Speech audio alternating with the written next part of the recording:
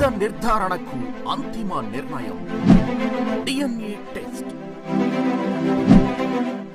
ఉన్నది ఉన్నట్లుగా వాస్తవాలను శోధించి వివరించే మన DNA టీవీ, మన రాష్ట్రం, మన ఛానల్. వేదికపైనున్న గౌరవ ముఖ్యమంత్రి నారా చంద్రబాబు నాయుడు గారికి, గౌరవ ఉప ముఖ్యమంత్రి పవన్ అన్నకి,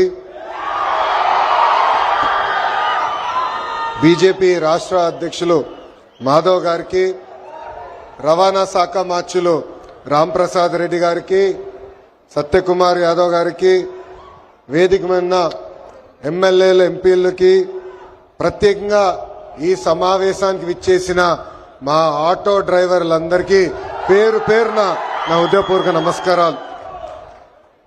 ఇంట్లో ఎన్ని ఇబ్బందులున్నా ఎవరైనా ఆటో ఎక్కితే నవ్వుతూ పలకరిస్తారు మా ఆటో డ్రైవర్లు. గ్రామ స్థాయి నుంచి దేశ రాజకీయాలంతా కూడా ఆటో డ్రైవర్లే ఆటోలో చర్చిస్తారు. పోయిన 5 సంవత్సరాలు చూసాం. మీ మౌత్ పబ్లిసిటీ దెబ్బకి వైనాట్ 175 కాస్త వైనాట్ 11 అయినాయి.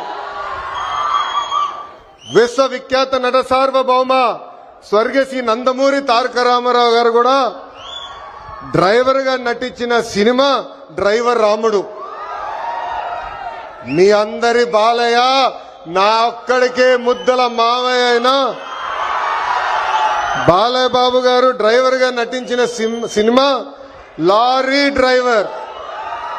అంతేకాదు పవన్ అన్న కూడా నటించారు, డ్రైవర్ గా నటించారు. ఆ సినిమా పేరేంటి ఇంపడట్లా, అత్తారింటికి దారేది. ఆనాడు అన్న ఎన్టీఆర్ కాకి డ్రెస్ వేసుకుని రాష్ట్రం మొత్తం చైతన్య రథం పైన వెళ్తే ఢిల్లీ మొత్తం గడగడలాడించిన వ్యక్తి. చంద్రబాబు నాయుడు గారికి ఆటో డ్రైవర్ల సమస్యలు బాగా తెలుసు. కేబినెట్ మీటింగ్ లో ఏనాడు ఎప్పుడైతే మేము చర్చిస్తామో మా ఆటో డ్రైవర్లకి మేము అండగా నిలబడతామని పదే పదే చెప్తారు. అందుకే ఆటో డ్రైవర్ల సేవ పేరుతో ఈ రోజు ఈ పథకం మన ప్రజాప్రభుత్వం రూపొందించింది. నేను ఎప్పుడూ తిరుగుతున్నప్పుడు ఆటో వెనకాల ఉన్నా మీరు ఏదైతే రాస్తారో చదువుతూ ఉంటా. ఒక కొటేషన్ నాకు బాగా నచ్చింది. ఆ కొటేషన్ ఏంటంటే, వర్షం ఎలా పడుతుందని పిల్లలు అడిగినప్పుడు దేవుడు కురిపిస్తున్నారని చెప్పొద్దు, మనం ఒక్క మొక్క నాటితే ఒక్క నీటి బట్టు వర్షం ద్వారా వస్తుందని ఒక ఆటో డ్రైవర్ పెట్టుకున్నారు. అంటే ప్రకృతి పట్ల మనకున్న బాధ్యత ఆ ఆటో డ్రైవర్ ఈరోజు సమాజానికి నేర్పిస్తున్నారు. ఇంకొక ఆటో డ్రైవర్ కొటేషన్ చూసా, అందరూ బాగుండాలి, దాంట్లో నేను కూడా బాగుండాలని చెప్పారు. మూడో కొటేషన్, జరా భద్రం భయ్యా, మనందరం చల్లగా ఇంటికి వెళ్ళాలి. అంటే స్పీడ్గా నడపద్దు, ర్యాష్గా నడపద్దని ఆ ఆటో డ్రైవర్ చెప్పే పరిస్థితి. ఈ కొటేషన్లన్నీ మీకు ఎందుకు చెప్తున్నానంటే, మా ఆటో డ్రైవర్ల మనసు పెద్ద మనసు. ఎవరన్నా బ్యాగ్ మర్చిపోతే తిరిగి వాళ్ళకి అందిస్తారు, ఎవరన్నా పొరపాటున సెల్ ఫోన్ మర్చిపోతే వాళ్ళ ఇంటికి చేర్చుతారు.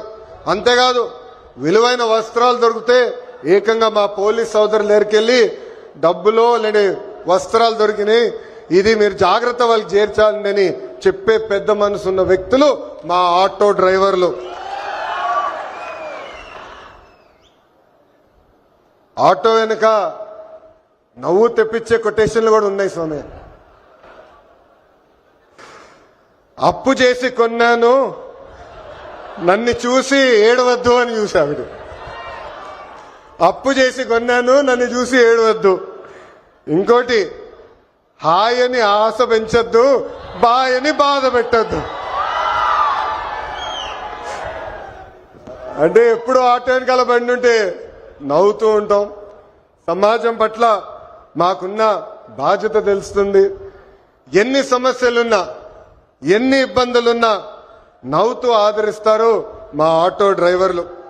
అందుకే యువగలం పాదయాత్రలో ఆటో డ్రైవర్లతో ప్రత్యేకంగా నేను సమావేశం ఏర్పాటు చేసుకున్నా. వాళ్ళు ఎదుర్కొంటున్న సమస్యలు నేను తెలుసుకున్నా. ఆనాడు ఆటో డ్రైవర్ నాకు చెప్పింది ఒకటి, కుడి చేతిలో 10,000 పెడతారు, ఎడం చేతిలో 20,000 రూపాయలు లాగేస్తారని. అరే ఎట్లా లాగుతున్నారా భయ్ అని అడిగా. గ్రీన్ ట్యాక్స్ పెంచారు, 20,000 రూపాయలు చేసి బాదుతున్నారన్నారు. అదేవిధంగా రోడ్ల పైన ఉన్న గుంటలు పూడ్చట్లేదు, 5 సంవత్సరాలు ఎవరు పట్టించుకోలేదు. ఆ గుంటల వల్ల మా ఆటోలు రిపేర్లకు వస్తున్నాయి, దీనివల్ల చాలా చాలా ఇబ్బంది పడుతున్నామని ఆనాడు చెప్పారు. అందుకే మీ ఆదరణతో 94% సీట్లు ఈరోజు ప్రజాప్రభుత్వం కైవసం చేసుకుంది. మన ప్రభుత్వం అధికారంలోకి వచ్చిన వెంటనే గ్రీన్ ట్యాక్స్ ని ఏకంగా 3,000 రూపాయలకి తగ్గిస్తాం జరిగింది. అంతేకాదు పవన్ అన్న నాయకత్వంలో సుమారుగా 2,000 కోట్ల రూపాయలు ఖర్చు పెట్టి గుంటలంతా కూడా మనం పూడ్చడం జరిగింది. ఈ రోజు ఎక్కడ లేని విధంగా కొత్త రోడ్లు కూడా మన ప్రభుత్వం వేస్తున్నాం. అంతేకాకుండా ఆటో స్టాండ్లు ఏర్పాటు చేయాలి, మీకు అక్కడ తాగునీరు అందజేయాలి. ప్రత్యేకంగా మహిళలు ఆటోలు తోలుతున్నప్పుడు వాళ్ళకి కావాల్సిన టాయిలెట్లు కూడా అక్కడ ఏర్పాటు చేయాలి. ఎలక్ట్రిక్ ఆటోలు మీకు అందిస్తమే కాదు, ఛార్జింగ్ పాయింట్ కూడా ఏర్పాటు చేయాలని ఆనాడు మాకు చెప్తాం జరిగింది. ఇది చేసే బాధ్యత కూటమి ప్రభుత్వం తీసుకుంటుందని ఈ సభాముఖ ప్రజలందరికీ నేను తెలియజేస్తున్నాం. నేను యువగలం పాదయాత్ర చేసినప్పుడు మహిళల్ని కించపరిచే విధంగా ఆనాడు రోజా గారు మాట్లాడారు. మా తెలుగు మహిళ చీరలు గాజులు ఆమెకి ఇచ్చేదానికి వెళ్ళినప్పుడు వెళ్ళిన ఆటోని ఆనాటి పోలీస్ సోదరులు సీజ్ చేశారు. ఆ ఆటో డ్రైవర్ పేరే హమీద్ బాషా.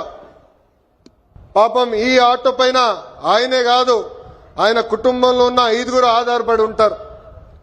అతను నా దగ్గరికి వచ్చి, అన్నా నేను ఇబ్బంది పడుతున్నా, నన్ను ఆదుకో అంటే గౌరవ ముఖ్యమంత్రి శ్రీ నారా చంద్రబాబు నాయుడు గారు ఆనాడు నేను ఫోన్ చేసి ఒక ఆటో ఇవ్వాలనుకుంటే ఒకటి కాదు, ఏం అవసరం ఉన్నా ఆ కుటుంబాన్ని ఆదుకో, ఇది మన బాధ్యత అని చెప్పిన వ్యక్తి చంద్రబాబు నాయుడు గారు. సామాన్యుడి కారు ఆటో, వర్షం వస్తే ఇంటికి తీసుకెళ్లేది మా ఆటో డ్రైవర్లు. ఏకంగా చిన్న పిల్లల్ని సేఫ్ గా స్కూల్కి తీసుకెళ్లి తిరిగి తీసుకొచ్చేది మా ఆటో డ్రైవర్లు. అనారోగ్యంతో ఎవరన్నా బాధపడితే అంబులెన్స్ లాగా మారి ఆసుపత్రులు కూడా తీసుకెళ్లేది మా ఆటో డ్రైవర్లు. పనికి కానీ ఆఫీస్కి వెళ్లాలన్నా, ట్రైన్ ఎక్కాలన్నా, బస్ ఎక్కాలన్నా ఫీడర్ వెహికలే మన ఆటో. మీరు ఆటో తోలి ప్రజలకి మెరుగైన సేవ చేస్తున్నారు కనుకనే మీ రుణం తీర్చుకునేదానికి ప్రజా ప్రభుత్వం ఈరోజు ఆటో డ్రైవర్లు సేవలు అన్న పథకాన్ని మేము రూపొందిస్తాం జరిగింది.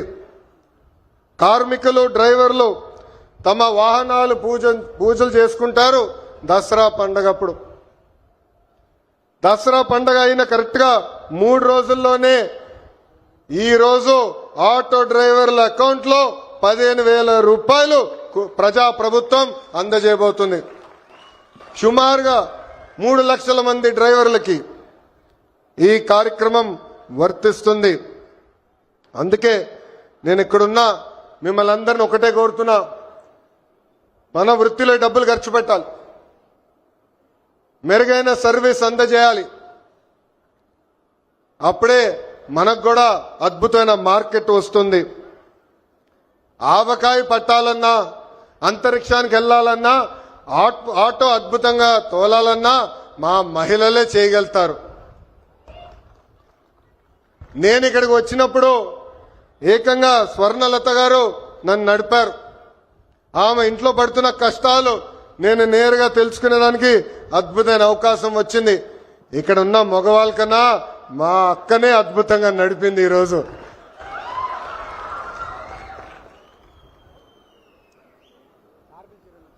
పంపించండి ముఖ్యమంత్రి గారు దగ్గరికి వచ్చి ఉంటారు.